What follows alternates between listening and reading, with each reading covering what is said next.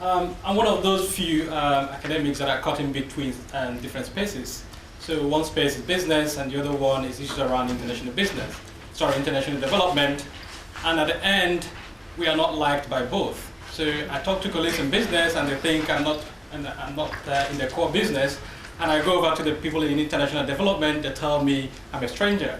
So I'll try to do my best this afternoon summarizing things under 20 minutes. But I warn you that my presentation will be far from what you've had in the earlier session. It has nothing to do with the science of tuberculosis or malaria and things like that.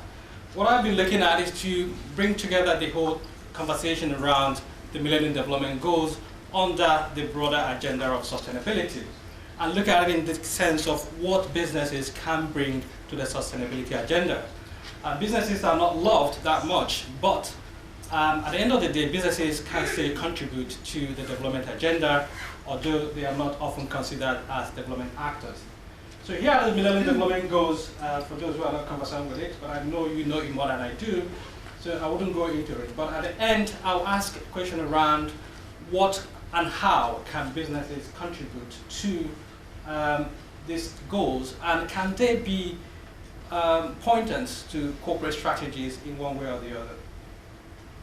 So I've set my presentation along 3 lines. One is to look at the context. What context are we talking about, or are we talking from?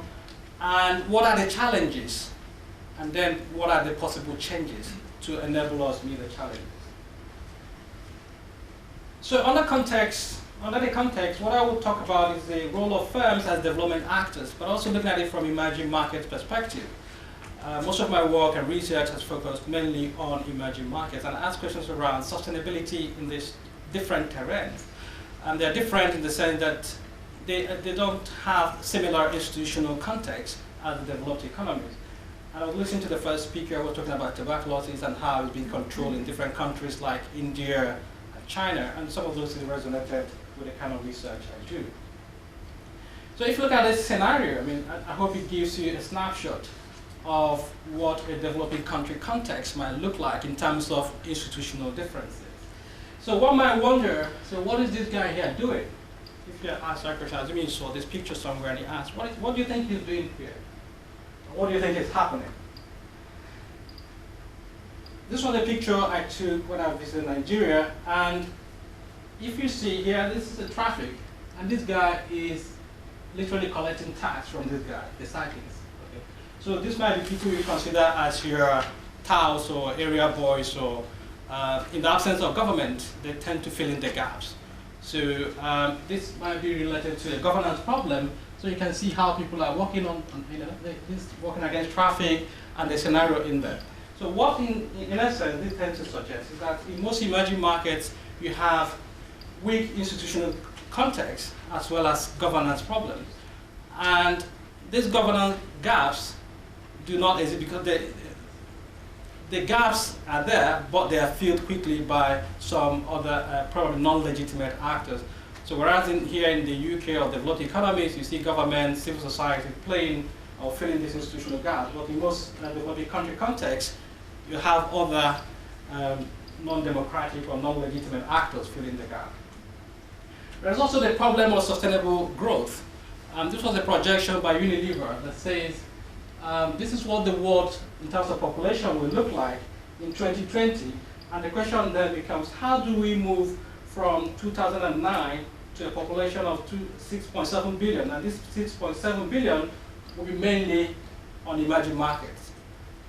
So how do we ensure that we are growing sustainably? And growing sustainably here means striking a balance between economic growth, social concerns, as well as environmental challenges. So another contextual factor that needs to be recognized is the tension between, on one hand, aid, and the other hand, trade. So this has been part of the neoliberal economics agenda. Do we go for aid or do we go for trade? Which one is better for development? But tied to that also is the debate. So if you take trade as commerce, that's where business will come in. Okay. Then another debate is that should businesses be involved in philanthropy? So trade versus philanthropy. So most of the whole talk around CSR, especially in emerging markets, tend to focus on what businesses can do in addition to playing their traditional roles as commercial actors.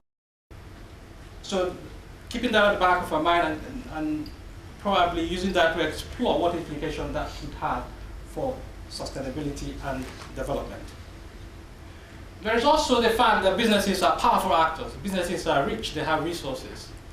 And I saw this from the UN website, the UNCTAD, that says, if you look at a company like Ford and Daimler Chrysler, they have a value added over $42 billion, and they are richer and wealthier than some countries. So businesses are big enough to be significant development actors. So I looked at the CIA document as well, and here you can see that some companies like ExxonMobil, Walmart, Royal Dutch Shell, they are richer than some countries. So they can no longer be neglected in the development discourse. So if you look at it in terms of the context, you see the emerging markets with weak institutional context, and also the role of firms as powerful actors. But also the challenges, and one of them I want to draw attention to is the trust deficit. Businesses are not trusted. And we always think they have come to rip us off one way or the other. They don't do things out of any moral conviction. It's like the vulture. You know. So businesses are not trusted, and this comes out whenever surveys are conducted. So this is a survey by Globescan in 2005. Although it's dated, but it's still very, it resonates well with the current situation, especially given the global financial crisis and the banks. So businesses are not trusted, and they always come low on this trust scale. And there are pieces of evidence to support it, why businesses are not trusted. So there could be issues around bribery allegations.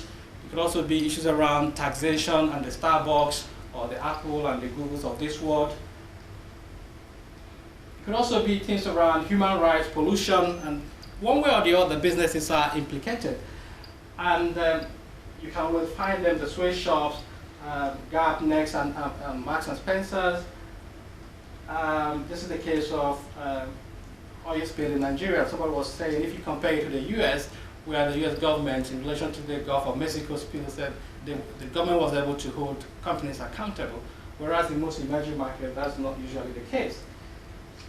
And this is the most recent in terms of the Bangladeshi factory collapse, and businesses are also implicated, entrepreneurs as well. So all these tend to contribute to the lack of trust, and where businesses are looked with suspicion. And when they come into the development arena, that suspicion even grows. So what is happening? How do we counteract? How do we push back? Or how can businesses participate or positively engage in the development discourse and practice? So one way is through this idea of responsible business practices, which you can sum up as your CSR, if you want to use that, but also issues around corporate citizenship and corporate sustainability. Businesses are beginning to take this seriously, and the literature, scholarship, but it's also adjusting to accommodate this new way of thinking. The European Commission, back in 2011, defined that CSR as businesses taking responsibility of their impact, or for their impacts on society.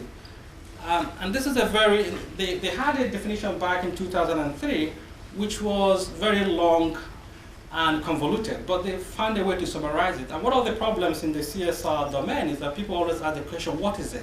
It's difficult to define, and as such, it's difficult to manage. But they have narrowed it down here to say it is about businesses managing their impacts on society. And if you translate that, it could be positive impact or negative impact. And what this is in a way suggesting is that businesses should enhance their positive impacts and reduce their negative impacts. So the impacts can be seen through all the activities of the firm.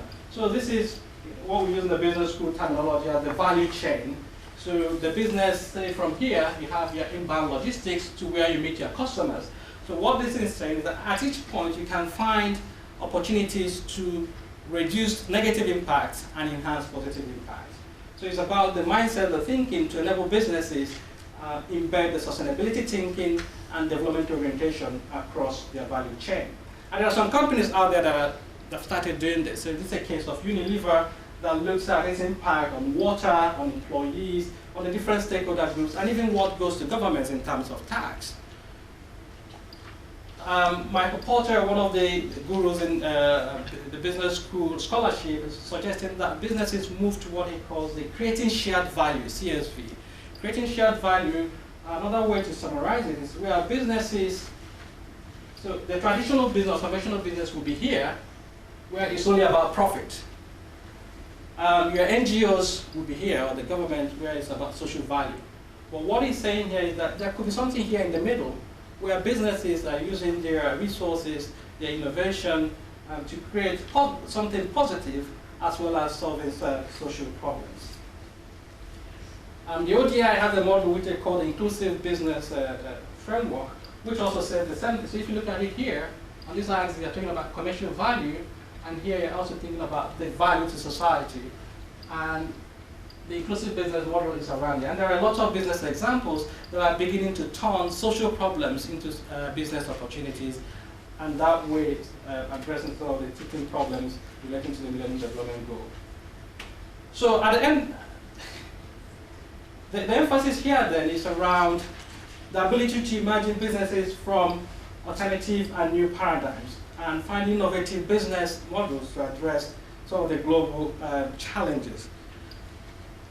And if you relate it to the Millennium Development Goal, the question might be, if you take each of them, can we create a business to tackle them individually? I teach an MBA course here called Inclusive Business Strategy, and the task I set my students is to take each of them and use a business solution to address them. And that's one way we're trying to encourage businesses and entrepreneurs to start thinking about the Millennium Development Goals, not as risks, not as things to be avoided, but as opportunities for innovation, worthwhile innovation that will benefit both business and society. So what I want to do is to quickly show you what a company like Johnson & Johnson is doing, and probably that might give some practical example to what I'm talking about.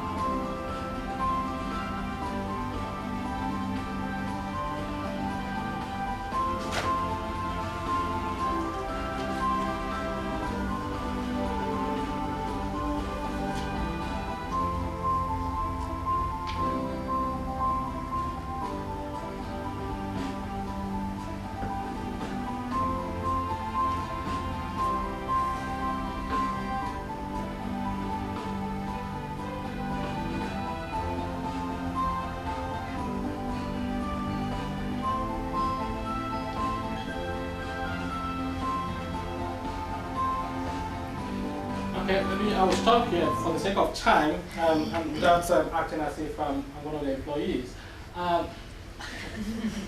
So what I want to do now is to quickly wrap up and suggest that for companies, the question might be, why should companies be involved in this? And for those who want to do it, how can they do it? So this is a case of also a bank, Global Alliance of Banks, who are not who are thinking of solving societal problems. So all bankers are not evil. There are some who are really thinking about how also they can contribute to societal problems. There was a study by the World Economic Forum and the Boston Consulting Group in 2011 looking at how companies and the sort of strategies they are adapting or using to solve some of these problems. And in a nutshell, I tend to summarize it as what I call the clear strategy. So the clear strategy here will include collaboration, where companies come together, especially where they have free rider problem. If a company moves first, another one might take advantage of it. But they can come together and solve some of these problems. They can use lobbying. They can also educate their consumers, their employees, the different stakeholder groups, and they also need to align, making sure that what they preach is also what they do, and also recognizing that the sustainability agenda is a journey, it's not something fixed, so it's about constant renewal. And that's one way to look at the clear strategy and how that can help companies to begin to think of a new way of engaging with some of these global problems. And Einstein summed it right when he said, the problems of the world cannot be solved by the same thinking patterns which created the problems in the first instance. So business is about thinking, in the case of sustainable business, it's about thinking differently, because that thinking and perception will influence the strategy, which will also influence the outcome. And it's all about creativity, creative capitalism. And it is summed up here saying, adopting the concept of creating shared value is a journey companies need to embark upon. And at the end, companies still need to go for profit. But the question is, to what extent is the profit a smart profit? So it's about sustainable profit, is it meaningful profit, accountable, responsible, and transparent profit? So at the end of the day, businesses will still go for profit. We can't do anything about it, that's the nature of business. But businesses can also be much more reflective and ask much more critical questions in terms of what type and nature of profit they are pursuing. Thank you.